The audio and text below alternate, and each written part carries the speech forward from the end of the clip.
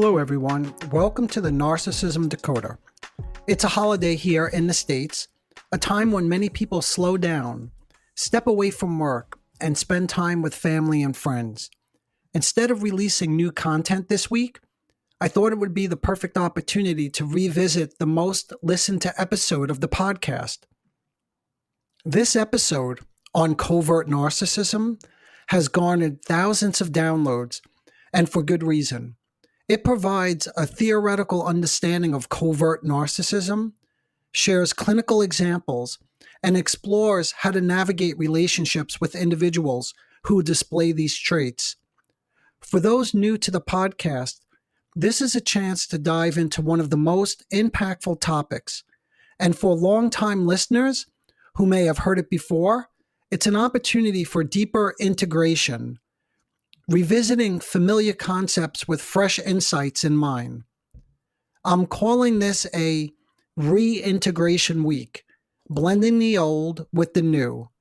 If this episode piques your interest, be sure to check out episodes 37 and 38, where I share updated insights and expanded discussions on relating to a covert narcissist. No easy task, and for sure a challenging endeavor. Without further ado, here's the original episode on covert narcissism, the most popular episode of the Narcissism Decoder podcast. Enjoy, and I'll see you next week with brand new content. In today's episode, we will explore some narcissistic personality types, and in particular, we'll focus on what's commonly known as the covert narcissist, also known in psychoanalytic terms as the craving narcissist. The main goal of this episode is to address several insightful questions I received about covert narcissism. I've distilled them down into a singular, focused inquiry. In other words, the theme of the questions looks something like this. How can we foster empathy and understanding when navigating relationships with individuals who display covert narcissistic traits? And what strategies can we employ with the aim of personal growth and providing genuine emotional support to those who are affected? In conducting a thorough review of the available social media content, it became apparent that a substantial body of work predominantly addressed the descriptive aspects of covert narcissism. I won't take up too much of our time today reviewing that which is already out there, but in order to set the stage, I will say, in short, the description of the covert or craving narcissist is the individual who is or who presents as needy, clinging, demanding, pouting, whining. They are incredibly dependent, but at the same time, there's a passive aggressiveness to their behavior. So in other words, for someone who's with them, on the surface, it doesn't seem like they're doing anything that's at all aggressive, but you find yourself feeling annoyed or angry with them. When these individuals are not given to, they often lack energy to function, except they always have a lot of energy when it comes to increasing their demands in obvious but sometimes subtle ways. They're very sensitive, they're easily slighted, but at the same time, they're arrogant.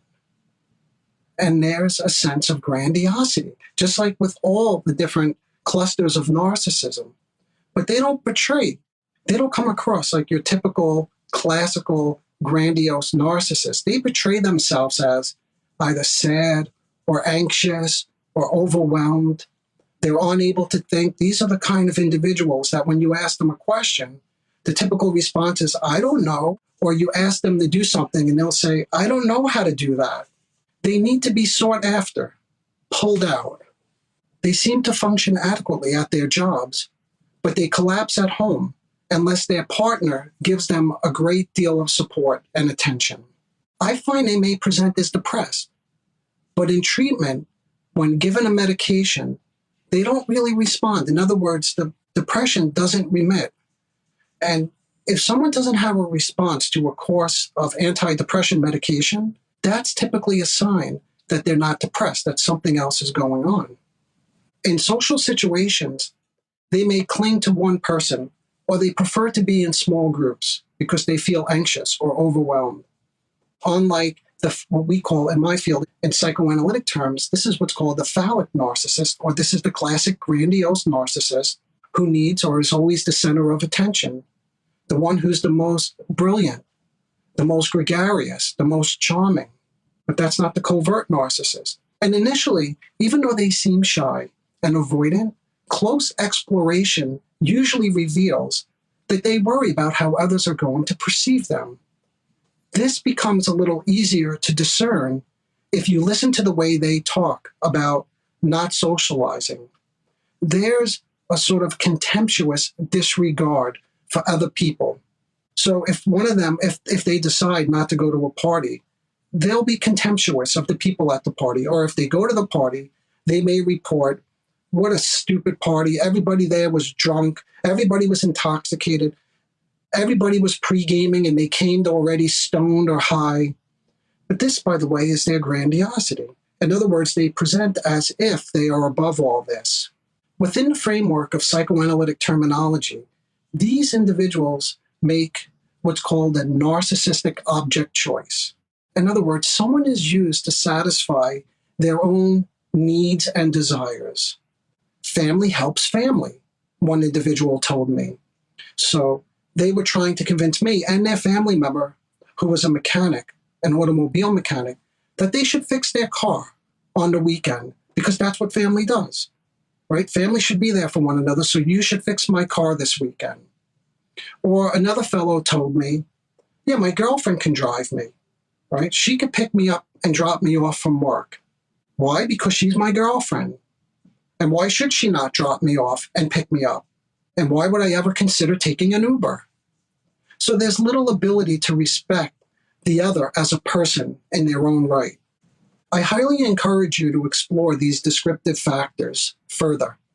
I want to emphasize the importance of understanding these factors, as it will empower you to recognize if there's a covert narcissist in your life.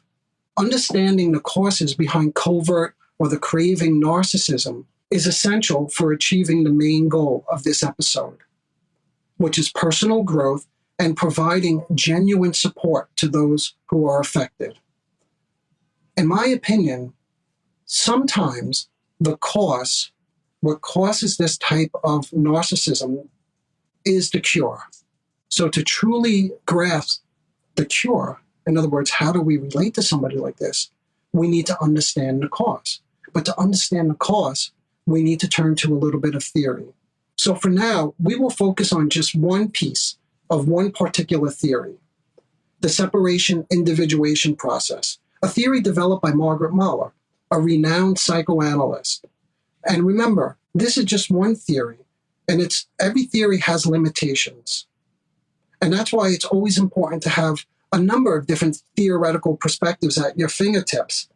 This theory primarily focused on the early stages of childhood development. So that's right, we need to go way back to understand what are the factors that lead someone to exhibit this type of behavior. This theory focused on how the infant gradually separates themselves psychologically from their primary caregiver. What they studied was the relationship between infants, toddlers, and their mother.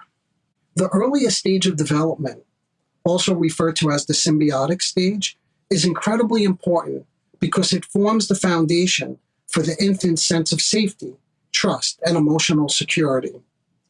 During this phase, the infant experiences a deep symbiotic connection with the primary caregiver, laying the groundwork for healthy attachment and the development of a strong sense of self. That's, again, if things go accordingly.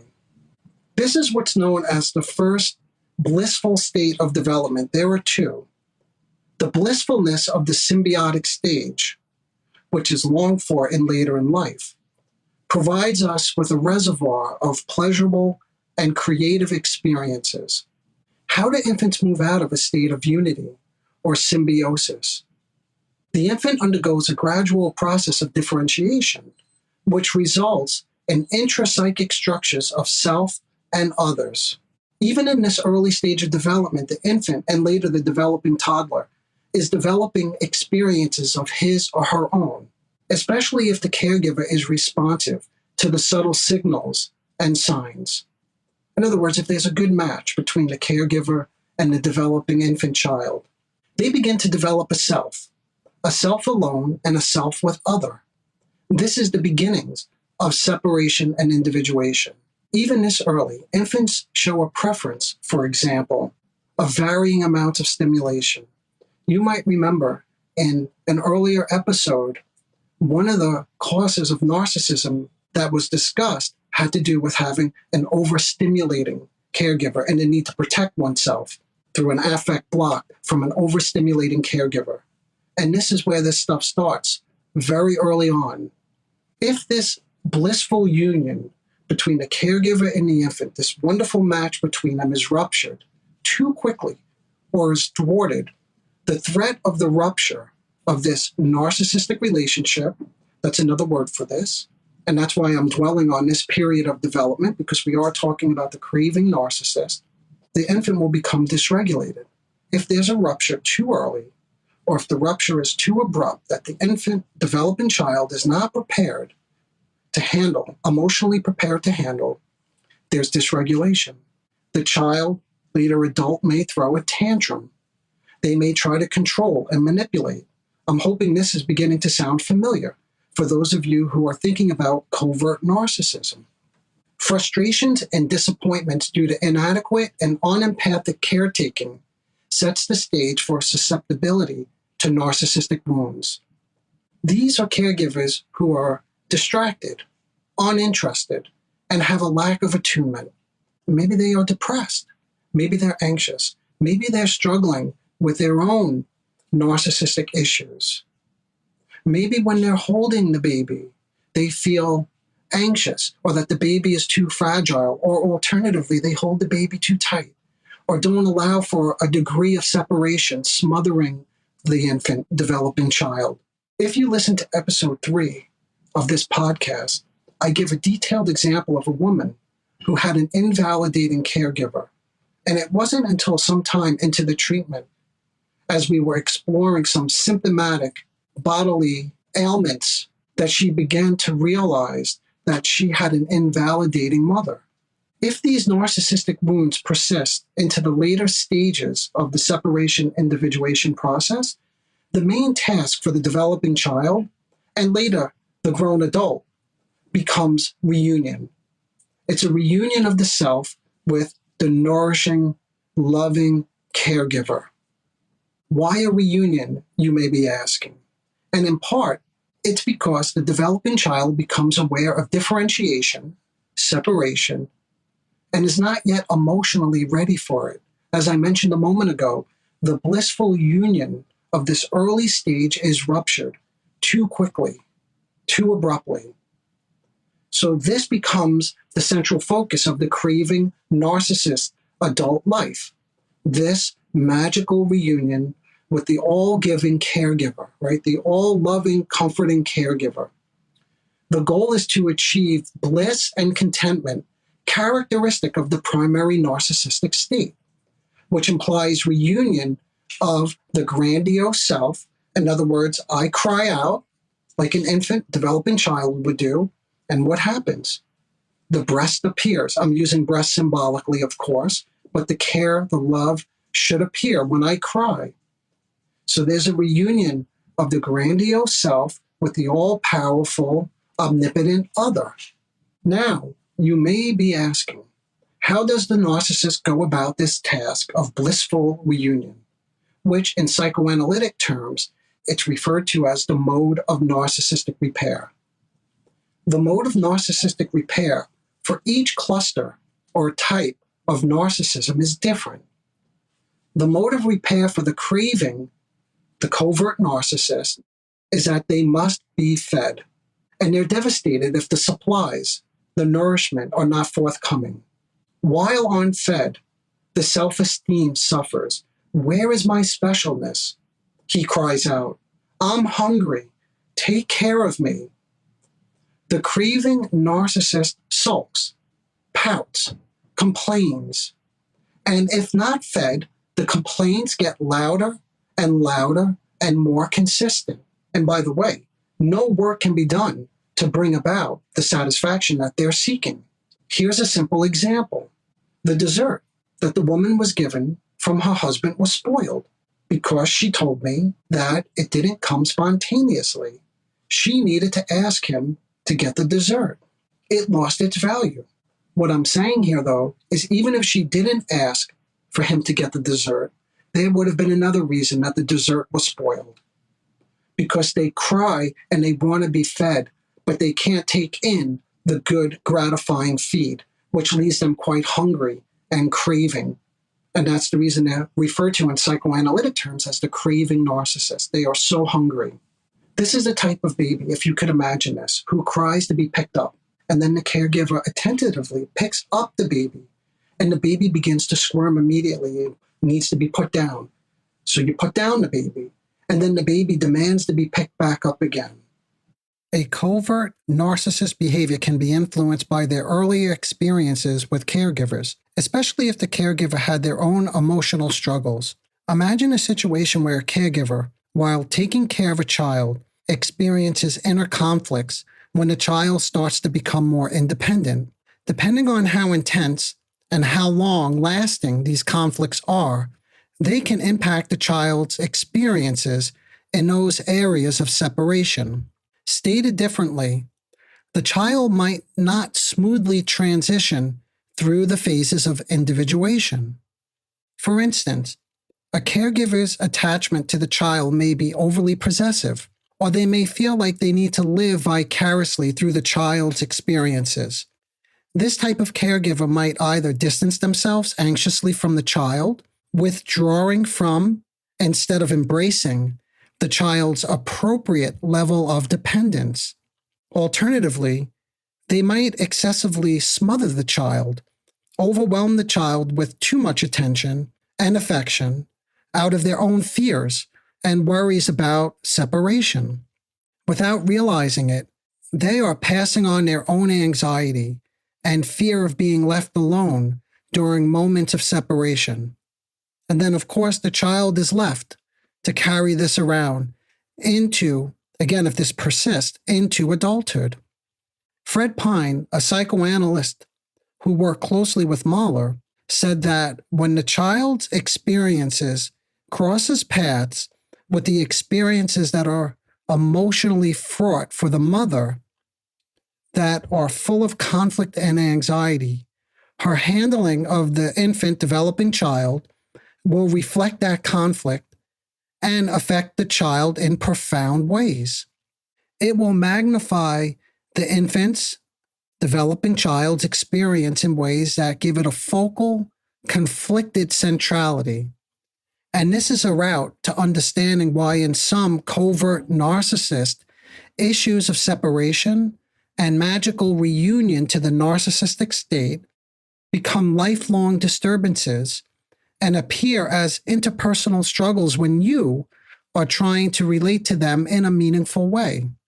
So what I'm trying to say is there can be conflict around the merger. For instance, get me dessert, feed me, take care of me, and the dessert is spoiled. Remember the pick me up and put me down. So these are conflicts around issues regarding togetherness and aloneness. However, there are other covert, craving, narcissistic individuals where the blurring of boundaries between oneself and others is experienced blissfully instead of ambivalently, like I was just describing. This is what I referred to earlier as the blissful reunion. Remember I mentioned the covert and all narcissists have their mode of repair, narcissistic repair. And for the covert narcissist, the blissful reunion is the mode of narcissistic repair. There's no conflict of the blurring of boundaries. So here's a simple example of this blissful reunion from an adult, covert, craving, narcissistic individual. When she would experience separation anxiety, which, by the way, was not always easy to discern, she would collapse, feel too weak to eat, become depressed, and complain to her mother that she felt physically and emotionally drained. During these reunions, her mother assumed an exceptionally nurturing role, It went beyond the mere preparation of a meal. It actually involved the act of spoon feeding her adult daughter.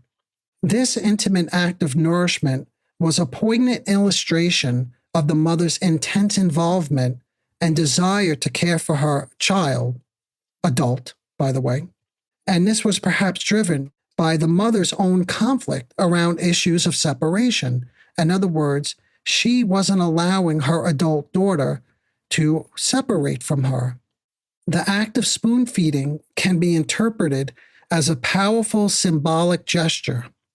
It represents a fusion of physical and emotional sustenance, with the mother taking on the role of provider and protector.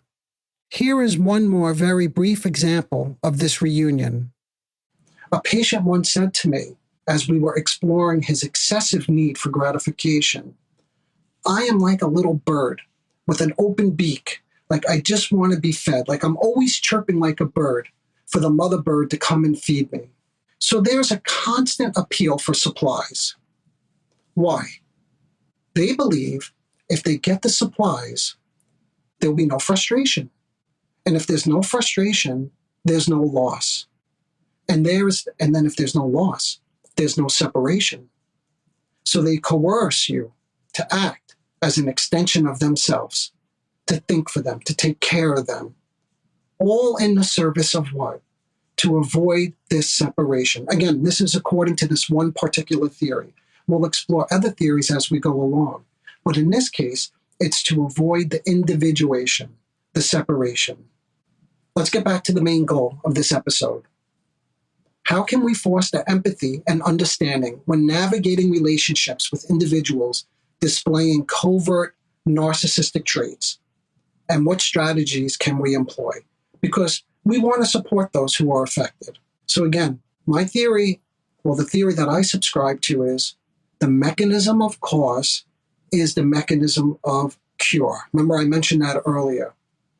What does that mean? Well, let's look at some of the strategies that have been suggested in the literature, and then let's compare that to a strategy that's based on a psychoanalytic theory. And there's not a one-to-one relationship, and by the way, between any theory and how we work with these individuals, how we speak to them. But we use it as a rough template.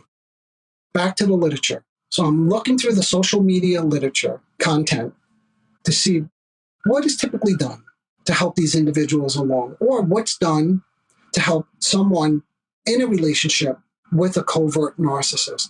There's an overwhelming recommendation for radical acceptance. In other words, you need to accept the covert narcissist and not have any expectations, or have realistic expectations that they're not going to change. This is who they are. And you shouldn't engage in this kind of behavior. So if they try to manipulate or coerce you in any way, don't engage. If they question you, don't explain yourself. And don't take anything personally. Don't get pulled in. Create good, healthy boundaries, and don't allow their childhood to be an excuse for their poor behavior. Being in therapy with a therapist who actually understands narcissism is absolutely essential. If you know you're in a relationship with a covert narcissist, you need to get as far away from him or her as possible, because there's nothing you could do. They're not going to change. And sometimes I've heard that there's nothing in them. There's nothing in there to be changed. It's like they're saying nobody is home. It's all just a facade. Okay, so from my perspective, I think most of these recommendations, and this is what I've heard as well, and listening and reading this literature, this content, is oftentimes creating boundaries does not work. That it's too easy to get pulled into these situations, and walking away is not always an option either. Because oftentimes people have a history. It takes some time to discover that somebody has this personality trait. And you may be invested in that relationship already. You may feel like you love this person. You may have children, financial obligations. So leaving is not always an option. It may be an option, but what I'm speaking to is somebody who really feels, like I do, that there is somebody home and that there is a potential because you feel or you sense something. There are moments of genuine responsiveness from this covert, craving narcissist in your life. You see, this idea that nobody is home has not been my experience working with these individuals. And you can call me overly optimistic or Pollyannish, but I believe that there is, borrowing a psychoanalytic term from Winnicott, another renowned psychoanalyst, that there is a true self. Yes, I understand that there is a false self in the way these narcissists present, but that also implies that there's a true self deep inside. But again, if you listen back to a few of my earlier episodes, this true self is what gets warded off. So here's a very simple example, another example of what I mean. And this goes a little bit into the tools or the strategies in helping somebody in this kind of situation. If somebody says, or a patient says to me, I feel like a nobody, there's no one inside, I feel worthless, I'm useless, that is why I can't really be with people. That's why I can't take care of things in my life, right? I just want you to give me the answer. I want everybody to tell me what to do. I'm hoping some of this sounds familiar to you. But when you ask them, if you believe, again, that there is somebody, something inside, then you would be more inclined to be curious and even more capable of talking to them in a reasonable way. So you may ask them questions. Why is it that you don't want to take responsibility for anything? Well, I don't want to be wrong, right? And I'll ask about that too. What does it mean to be wrong? I'm not sure what you mean by being wrong. Can you tell me a little bit more about that? What will happen if you're wrong? What I typically hear from these patients is that such and such a person will leave me. So what I hear is a fear of loss, a fear of getting hurt. And that's the separation. And this is where, again, there's not a one-to-one link between theory and what we see personally with these individuals in our lives. But the theory has to do with separation and individuation. And if during this process things did not go accordingly, this individual didn't develop the sense of self, the sense of autonomy that I was describing earlier. There was too early of a rupture. So now what we see is that there's a fear. And the not getting involved, emotionally involved and connected to somebody, is a way to protect something that's inside. But it's a fear that's inside. But the point is that implies that there is something in these individuals. There's a fear of venturing into relationships in a meaningful way, I mean. That would be too risky and could potentially be too painful. So there is indeed a sense of self, but a self to be protected. And on the surface, you don't see this, but it's in there. So if you can believe that someone is home, that there is a true self hidden away, you are then in a much better position to engage, to talk to somebody like this, to not feel so frustrated by their passive aggressiveness that I mentioned earlier. So this is one treatment approach. The characteristics of the covert and craving narcissist can eventually be resolved by way of beginning language and symbolic functioning. And by the way, what I mean by symbolic functioning is using language in a way that's meant to communicate something, which is virtually impossible for the craving narcissist and narcissists in general. I've heard people say, approaching a conversation with a covert narcissist, or a narcissist, again, just in general, is impossible, that they're not going to accept any kind of feedback that I have to offer. And what I say to those people is, don't give them feedback. In other words, giving somebody feedback is not a conversation. Let me say a little bit more about this and share my own experience. And again, this is what I see, and what I'm describing is strategies that have been helpful to me in working with individuals and couples that I treat to help them see something in terms of the way that they're behaving. So what is the goal? What is it that we want to help these individuals see? Well, if we go back to the descriptive factors, that they get involved in highly dependent, ambivalent. Remember, ambivalent is they want the meal, they want the dessert, but then they reject it for some reason. It's never good enough or quite right. So they get involved in highly ambivalent, dependent relationships, and they're never quite satisfied or capable of having their needs or expectations or desires fully met.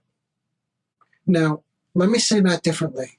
Involvements have a highly ambivalent, dependent quality, since the other is never quite capable of satisfying their narcissistic needs, expectations, and demands. Now, I would never say this to somebody, but we're thinking about what is the overall message? What is it that we're working on? What do we hope to accomplish with these individuals? And we can't say this to somebody because it would be so offensive. And I'm pointing this out is because sometimes with the couples that I treat, they say to me, but I did talk to my spouse about this. And when you get very specific, it's, please, let's go over this. What exactly did you say? And what you typically hear is that they communicate to their significant other that they're demanding and that they're difficult and that there's something wrong with them.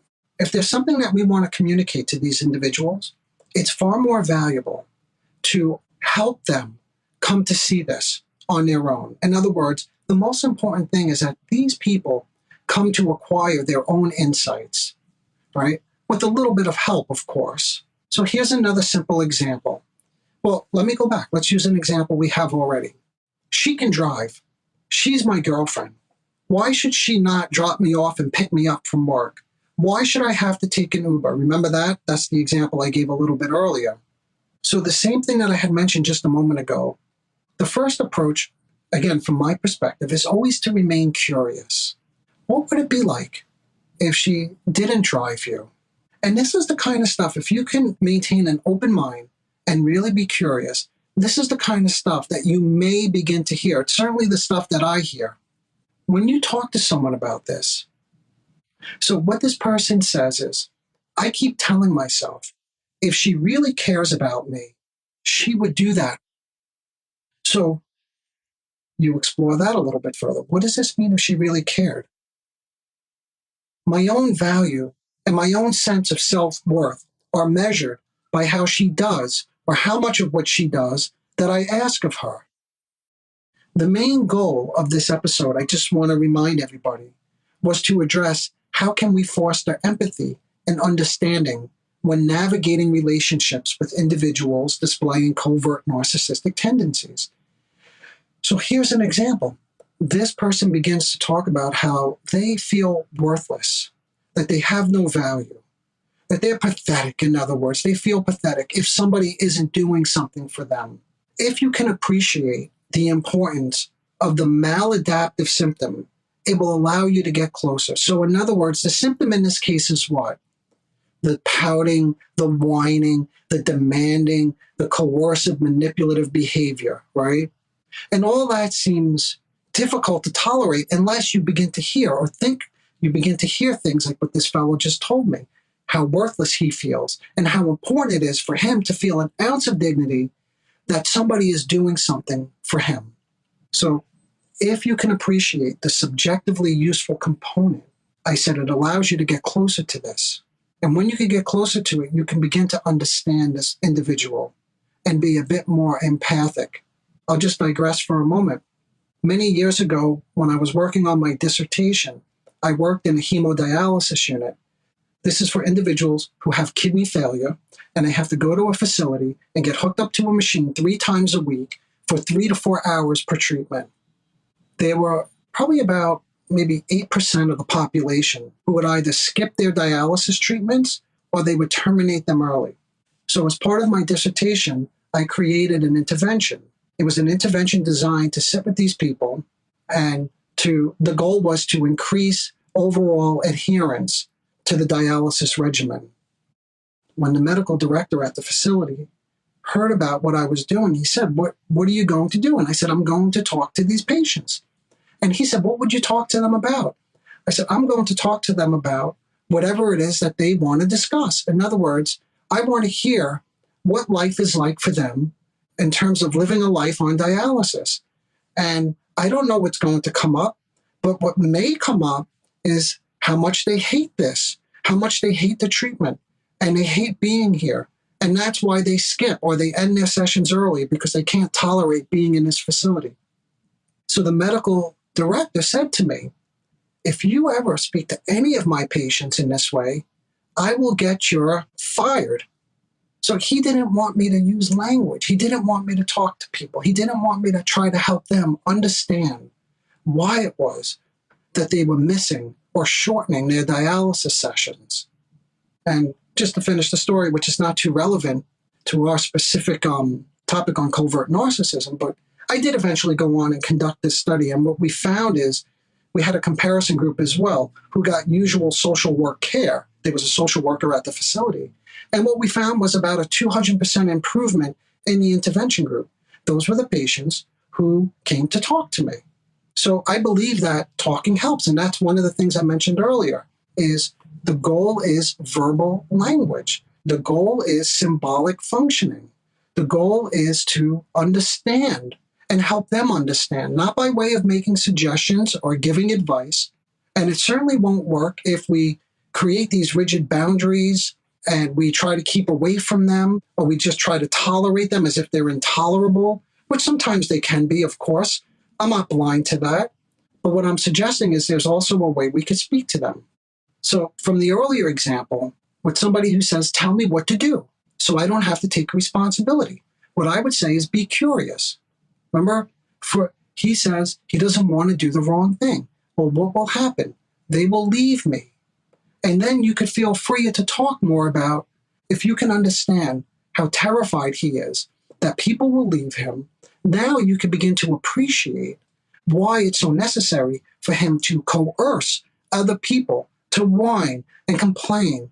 A little bit of manipulation too. Present yourself as pathetic or depressed, right? In order to get other people to do things for him. Because if they're doing things for him, they love him. And that's his promissory note that they're not going to leave him. So this stuff becomes a little bit easier to say to him then, from an empathic point of view, that this is, I understand now why it's so important for you to sort of put pressure on her to drive you back and forth to work, because that's the proof that she loves you. Unfortunately, we have to leave it here for now.